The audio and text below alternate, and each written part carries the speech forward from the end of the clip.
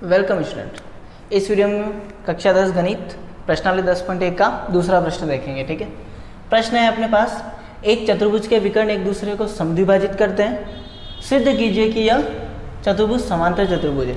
अपन प्रश्न की शुरुआत करते हैं, साथ में इसको समझते जाएंगे। ठीक है, जब कभी भी सिद्ध करने का प्रश्न आ जाए तो अपनी जो सबसे पहली स्टेप होती है वो होती है कि अपने को क्या चीज़ दे रखी है प्रश्न में। तो अपन सबसे पहली स्टेप लिखते हैं दिया गया, कि अपने को प्रश्न में क्या क्या दे रखा है। ठीक है, तो सबसे पहले अपने को दे रखा है एक चतुर्भुज दे रखा है। तो चतुर्भुज का सबसे पहले डायग्राम बना लो।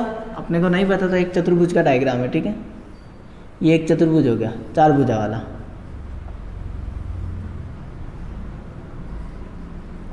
दूसरी लाइन ABCD, इसके जो विकर्ण है वो इसके विकर्ण जो है एक दूसरे को समद्विभाजित करते हैं। इन लाइनों का मतलब पता होना चाहिए। विकर्ण कौन से होते हैं? ये वाले, यहाँ से लगा के यहाँ तक लाइन वाली, और एक ये वाला, ये इनके विकर्ण होता है। अब ये जो इनके विकर्ण है ये एक दूसरे को समद्विभाजित कर रहे हैं। समद्विभाजित का मतलब बराबर दो टुकड़े। तो समद्विभाजित मतलब बराबर दो टुकड़े कर रहे हैं, मतलब जितना ये होगा उसका आधा ये आधा ये, मतलब ये वाला टुकड़ा इसके बराबर है और ये वाला टुकड़ा इसके बराबर है। या मैंने कुछ नहीं है तो क्या नाम दे दिया, ओ।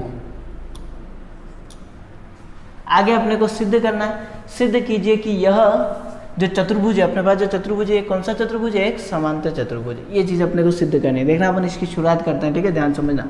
सबसे पहले दिया गया मैं वापस लिख रहा हूँ। क्या लिख रहा हूँ कि अपना जो AO है वो बराबर है किसके? CO। वह जो BO है वो बराबर है किसके? DO। BO बराबर है किसके? DO। साथ ही बस ये चीज़ें रखी है, अपने को दो चीज़ें रखी है। चलो दूसरी लाइन अपन हमेशा लिखते हैं इनमें सिद्ध करना, कि अपने को इस प्रश्न में सिद्ध क्या करना है, लेके क्या आना है। प्रश्न सोल्व कर रहे हैं, क्यों कर रहे हैं? तो सिद्ध अपने को करना है कि यह एक चतुर्भुज एक समांतर चतुर्भुज है। तो क्या लिखेंगे कि ABCD एक कौन सा चतुर्भुज है? समांतर चतुर्भुज है। ये चीज अपने को सिद्ध करनी है। ABCD एक समांतर चतुर्भुज है। ठीक है, अब शुरुआत दिया गया हो गया, सिद्ध करना होगा। इसमें एक लाइन आती है रचना। रचना की अपने को यहाँ पे जरूरत नहीं है। क्यों? क्योंकि इसमें अपन कोई किसी प्रकार की रचना नहीं कर रहे हैं। तो अपनी लास्ट लाइन आती है उत्पत्ति।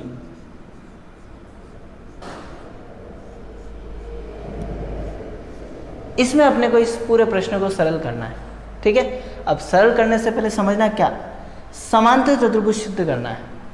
समांतर चतुर्भुज सिद्ध करने के क्या तरीके होते हैं वो समझना। और उससे पहले कि समांतर चतुर्भुज होता क्या है, ये एक समांतर चतुर्भुज बनाया मैंने। इसकी आमने सामने की भुजा क्या है? समांतर है, रेल की पटरी जैसी। इसके आमने सामने की भुजा क्या है? समांतर, रेल की पटरी जैसी है। तो ये समांतर चतुर्भुज है। समझ में आ रही बात? साथ में अगर मैं ऐसा सिद्ध कर दूं कि कोई सी भी एक भुजा, दोनों समांतर नहीं हुई, ये तो मैंने नहीं की, मैंने ये वाली इसके समांतर सिद्ध कर दी, साथ में ये भुजा इसके बराबर भी अगर मैंने कर दी तो ये समांतर चतुर्भुज। ठीक है, ये दो तरीके हैं जिससे अपन समांतर चतुर्भुज सिद्ध कर सकते हैं। इसके अलावा और भी तरीके हैं। क्या? ये अपन अगर प्रश्न उल्टा है तो अपन मानते हैं कि ये टुकड़ा इसके बराबर आ जाए और ये इसके बराबर आ जाए तो भी ये समांतर चतुर्भुज होता है। अब अपन बात करेंगे कि ये तो ऐसा तो इसमें दे रखा है कि ये इसके बराबर, ये इसके बराबर, तो अपन सीधे लिख दें कि समांतर नहीं। ये चीज दे रखी है, इसके साथ अपने को कुछ और गणित की ऐसे प्रमेय लगानी है और प्रमेय लगा के इसको समांतर करना। कब? जब ये दे रखी हो तो। ठीक है, तो अब देखना अपन समांतर कैसे करते हैं। उससे पहले एक लाइन और, दो लाइन है, दोनों समांतर है, उनको एक तीसरी लाइन ऐसे काट रही है। तो ये वाला जो कोण होता है ये इसके अगर बराबर आ जाए, इसको कहते हैं अपन जेड, एकांतर कोण। और जब ये दोनों कोण बराबर हो तब लाइन समांतर होती है, और जब लाइन समांतर हो तो ये दोनों कोण बराबर होते हैं। सेम ऐसे इधर भी होता है। ठीक है, ये वाला कोण इसके बराबर। तो मुझे अगर दो लाइन को समांतर सिद्ध करना है तो उनके जेड के जो कोने वाले कोण हो रहे हैं इनको अगर मैं बराबर सिद्ध कर दूं तो मेरा ये प्रश्न का मैं जो चतुर्भुज दिया है वो कौन सा हो जाएगा? समांतर चतुर्भुज। ठीक है, अब अपन इसकी शुरुआत करते हैं। देखना, उत्पत्ति। मुझे क्या करना है, ये वाला कोण जेड बन रहा है, नजर आ रहा है। इस वाले कोण के बराबर करना है, ये वाला कोण इसके क्या करना है, बराबर। तो ये वाला जो कोण है वो इस त्रिभुज में आ रहा है और ये वाला कोण इस त्रिभुज में आ रहा है। तो मैं बात करूंगा त्रिभुज AOB व त्रिभुज AOB।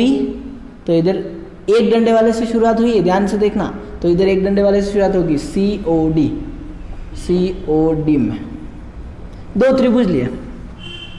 अपने को दो त्रिभुजों की सर्वांग समता पड़ी हुई है, ठीक है। सर्वांग समता वाली प्रश्नावली में क्या होती है सर्वांग समता, कि किन्हीं दो त्रिभुजों की कोई तीन चीजें बराबर कर दो, उसमें तीनों कोण नहीं आएंगे, ठीक है। तो तीन चीजें अगर अपन ने बराबर कर दी, इसका मतलब वो दोनों त्रिभुज सर्वांग सम होंगे। सर्वांग सम मतलब बाकी सारी चीजें उनमें क्या होगी, बराबर।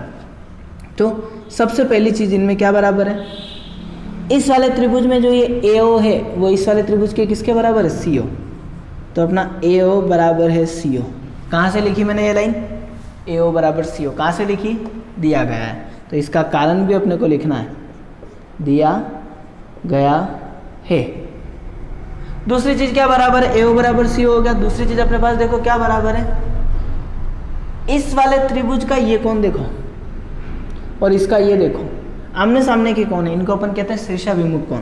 तो दूसरी चीज अपने पास जो बराबर है वो है कोण AOB बराबर कोण, इधर एक लाइन वाली है तो COD। कारण कौन से कोण है ये, शीर्षाभिमुख कोण। और एक तीसरी चीज और बराबर है अपने पास, करनी है अपने को बराबर। तीसरी चीज कौन सी बराबर करेंगे, ये वाली इसके बराबर हो गई, ये दोनों शीर्षाभिमुख कोण बराबर हो गए, ये वाली भुजा इसके बराबर, तो BO बराबर DO। तो तीसरी चीज अपने पास आ रही है BO बराबर DO। कहाँ से आया ये, कहाँ से आया, दिया गया है। तो ये वापस अपने पास आ गया, दिया गया है।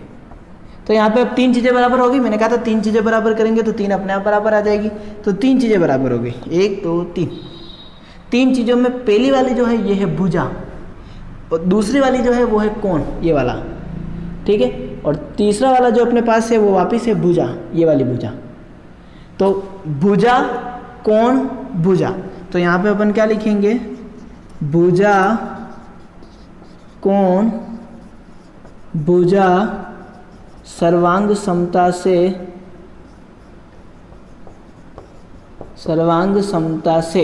अब भुजा कोण भुजा सर्वांग समता कौन सी होती है अपने पास, SAS, ये वाली सर्वांग समता, ठीक है, इंग्लिश में साइड एंगल साइड। तो भुजा कोण भुजा सर्वांग समता से क्या होगा कि अपन ने जो दोनों त्रिभुज लिए, कौन सा त्रिभुज, AOB वो सर्वांग सम है त्रिभुज COD। अब अगर दो त्रिभुज सर्वांग सम हो गए, इसका मतलब उनकी हर चीज बराबर होगी, ठीक है। तो इस त्रिभुज का मैं ये वाला कोण लूँ होगा, कौन सा, BAO वाला, समझना याद है। तो कोण BA और O ये बराबर आएगा, किसके बराबर आएगा, पहले B लिया है, दो लाइन के साथ में आ रहा है वो, फिर A लिया है, ये बिना ऊपर वाला, ठीक है। तो पहले दो लाइन के साथ में कौन सा आ रहा है, DCO। तो अपन बात करेंगे कोण DCO, ये दोनों बराबर है। अब ये दोनों कौन से कोण हैं देखना, BAO और DCO, ये कौन से कोण है, जेड वाले। तो कौन से कोण है, एकांतर। तो क्या लिखेंगे कि यहाँ एकांतर कोण बराबर है। तो जो अपनी भुजा है कौन सी, AB और DC, तो AB भुजा DC के क्या होगी, समांतर होगी। तो जो अपनी AB है वो समांतर है DC। अब यहाँ इससे आगे अपन दो लाइन लिख सकते हैं। पहली लाइन तो क्या कि ये इसके समांतर हो गई, साथ में इस वाले में AB भुजा जो है वो इसमें किसके बराबर आएगी, CD, ठीक है, CO। इसमें जो ये अपनी AB भुजा है वो इस वाले त्रिभुज में, इस छोटे वाले त्रिभुज में किसके बराबर आएगी, CD। साथ ही अपनी जो AB है वो बराबर है किसके, CD। तो अब इस चतुर्भुज में एक भुजा दूसरी भुजा के समांतर भी हो गई, साथ में बराबर भी होगी। तो जब एक भुजा दूसरी भुजा के समांतर और बराबर दोनों हो तो वो जो त्रिभुज है, वो जो चतुर्भुज है, वो चतुर्भुज अपना कौन सा होता है, समांतर चतुर्भुज। तो चतुर्भुज ए बी सी डी एक समांतर चतुर्भुज है। अब इसमें क्या होता है कि इसके बाद अपन लाइन थोड़ी चेंज कर सकते हैं कि ए बी समांतर डी सी आ गया, ए बी और डी सी समांतर आ गए। तो इसी तरीके से जैसे अपन ने इन दोनों त्रिभुज को लिया, अपन अगर इन दोनों त्रिभुज को लेंगे तो ये इसके समांतर आ जाएगी। तो जब ये इसके समांतर है, ये इसके समांतर है, तो अपन क्या लिखेंगे कि ए बी सी डी समांतर चतुर्भुज। ये स्टेप भी है बहुत सारी जगह ये स्टेप की हुई है, ठीक है, तो वो भी सही है और ये वाली भी सही है, ठीक है। अब अपन इसका अगला प्रश्न देख रहे हैं, देखना। ओके, तो अब अपने पास इसका तीसरा प्रश्न है, 3 असंरेख बिंदुओं ए बी सी के समदूरस्थ बिंदुओं का बिंदुपथ क्या होगा? अपने उत्तर का कारण स्पष्ट कीजिए। 3 बिंदु है ए बी और सी, इनसे समदूरस्थ बिंदुओं का बिंदुपथ क्या होगा? अगर ये क्वेश्चन 1 मार्क्स का आ जाए सिर्फ यहाँ तक, तो अपने को क्या करना है, 3 असंरेख बिंदु है, इन तीनों बिंदुओं का बिंदुपथ क्या होगा? जो इससे बराबर दूरी पर हो तो वो होगा यहाँ पे ओ, और ये बिंदु क्या होगा? इन तीनों बिंदुओं से गुजरने वाले वृत्त का केंद्र। इतनी सी लाइन लिखनी है कि तीनों बिंदुओं से गुजरने वाले वृत्त का केंद्र 3 असंरेख बिंदुओं का क्या होगा? बिंदु पथ होगा, ठीक है। लेकिन अभी अपने को इसकी जांच करनी है, उत्तर के स्पष्ट करना है कारण, तो इसको अपन इतना शॉर्टकट नहीं कर सकते, ठीक है। तो इसका देखना तरीका क्या करना है, तो सबसे पहले अपन लिखेंगे इसमें दिया गया, तो अपने को प्रश्न में क्या दिया गया है, 3 असंरेख बिंदु। पहली लाइन अपने को 3 असंरेख बिंदु दिए गए हैं प्रश्न में, ठीक है। दूसरी चीज सिद्ध करना, सिद्ध करना या ज्ञात करना। अपने पास क्या है, इन बिंदुओं का क्या निकालना है अपने को, बिंदुओं का बिंदुपथ ज्ञात नहीं करना है अपने को, ठीक है। इन तीनों बिंदुओं का अपने को बिंदुपथ निकालना है, ठीक है। अब इससे पहले इसमें होती है रचना।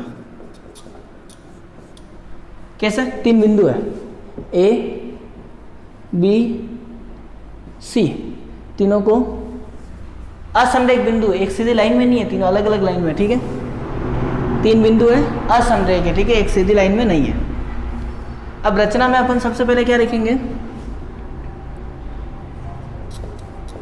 बिंदु ए बी व सी को मिलाया व ए बी, पहले तो इनको मिला लिया तीनों बिंदु को, ये रचना कर रहे हैं अपन ये सिद्ध करने के लिए। और उसके बाद मैं क्या कर रहा हूं, इस ए बी बी सी और ए सी इन तीनों का समद्विभाजक कर रहा हूं, वो भी कौन सा, लंब समद्विभाजक। तीनों को मिला लिया व A B comma B C व ए सी का लंब समद्विभाजक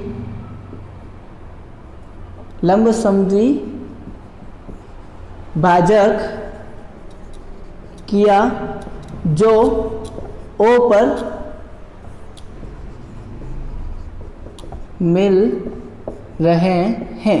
दूसरी स्टेप में क्या किया, इन ए बी का भी लंब समद्विभाजक किया, बी सी का भी और ए सी का भी। तो ध्यान से सुनना, ए बी का लंब समद्विभाजक, अपन लंब समद्विभाजक कैसे करते हैं, ये प्रकार से करना है पूरा काम। प्रकार यहाँ पे आधे से ज़्यादा पेंसिल खोली, एक चाप इधर एक चाप इधर, फिर यहाँ पे रख के एक चाप इधर एक चाप इधर, तो इनको जब अपन मिलाएंगे तो ये इसका लंब समद्विभाजक है, जो इसको 2 बराबर टुकड़ों में बांट रहा है। सेम ऐसे इसका भी लंब समद्विभाजक आएगा, इधर प्रकार से करना है इसको, और इधर इसका भी लंब समद्विभाजक आएगा, ठीक है। अब यहाँ बात आ रही है कि तीनों लंब समद्विभाजक कहाँ जाके कट रहे हैं, ओ बिंदु पे, ठीक है। तीनों लंब समद्विभाजक कहाँ जाके कट रहे हैं, ओ बिंदु पे। तो अब इसकी उत्पत्ति में सबसे पहली लाइन कि ये जो ओ बिंदु है ये किस पे स्थित है, ये इस ए बी के लंब समद्विभाजक पे।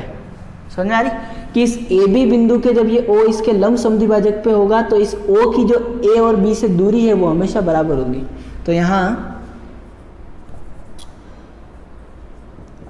ए बी के लंब समद्विभाजक पर ओ बिंदु है, ओ बिंदु है, तो जो AO होगा वो बराबर होगा किसके, BO के। जो अपना AO है वो किसके बराबर होगा, BO के। साथ ही जो BC है इसके भी लंब समद्विभाजक पे कौन है, O है। BC के लंब समद्विभाजक का बिंदु O भी है। साथ ही BC के लंब समद्विभाजक पर O है, तो अगर BC के लंब समद्विभाजक पर O है, इस BC के लंब समद्विभाजक पर एक बिंदु O है, तो BO किसके बराबर होगा, CO। तो जो अपना BO है वो बराबर होगा CO। इन दोनों को देखो, AO BO के बराबर है, वापस BO CO के बराबर है, तो जो अपना AO है वो बराबर आएगा BO के और वो बराबर आएगा CO के, तीनों बराबर आ गए। अब इससे क्या हुआ, ध्यान से देखना, AO बराबर BO बराबर CO, कि अपना जो AO है, A से लगा के O ये वाला, ये किसके बराबर है, BO के, और ये वापस किसके बराबर है, CO के। तो ये तीनों दूरी बराबर है, तो ये तीनों दूरी हो गई त्रिज्या, और इन तीनों से मैं इसको मिलाऊंगा तो ये हो गया वृत्त। ये दूरी हो गई त्रिज्या, ये दूरी हो गई इसकी त्रिज्या, ये भी त्रिज्या, ये भी त्रिज्या। तो ये तीनों अगर त्रिज्या है तो ये केंद्र है, किसका केंद्र, A, B और C से जाने वाले वृत्त का केंद्र। तो अपन क्या लिखेंगे यहाँ से, अतः 3 असंरेख बिंदुओं का जो बिंदुपथ होगा, बिंदुपथ तीनों बिंदुओं से गुजरने वाले वृत्त का केंद्र होगा। यह है अपना प्रश्न बिंदुपथ का। ठीक है, अब अपन इसके अगले प्रश्न अगले वीडियो में देखेंगे।